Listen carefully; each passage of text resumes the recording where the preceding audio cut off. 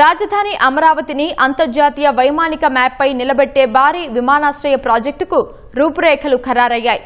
తాడికొండ మండలం రావెల సమీపంలో 4618 ఎకరాల్లో ఆధునిక సదుపాయాలతో ఎయిర్పోర్ట్ను నిర్మించేందుకు ప్రభుత్వం ముందడుగు వేసింది. గ్రామాల తరలింపుల అవసరం లేకుండా జాగ్రత్తగా స్థల ఎంపిక చేస్తూ ప్రజాహితానికి ప్రాధాన్యమిచ్చింది. 3409 కోట్ల తొలిదశ పెట్టుబడితో భారీ సామర్థ్యంతో ఈ ప్రాజెక్టు అమరావతి అభివృద్ధికి గేమ్ చేంజర్గా మారనుంది.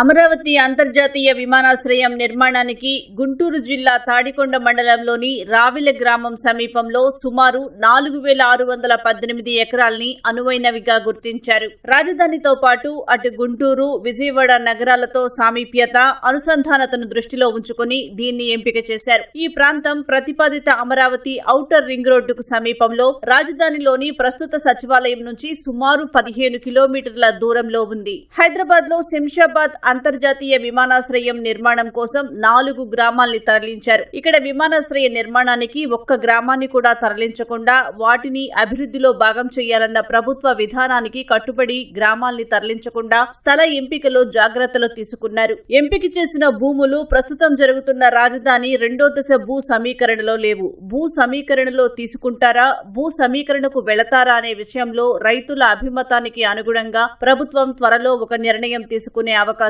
ఉంది.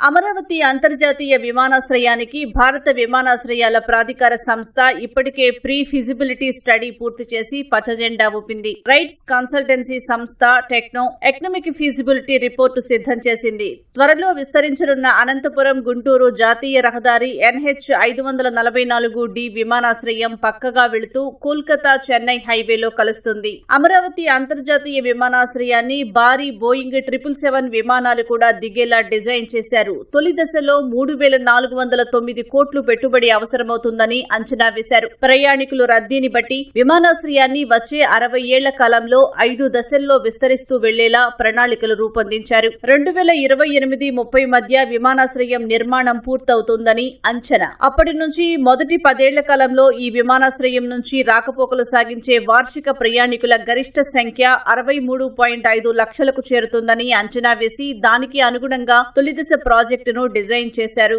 తొలిదశ ప్రాజెక్టును 2648 ఎకరాల్లో అభివృద్ధి చేస్తారు.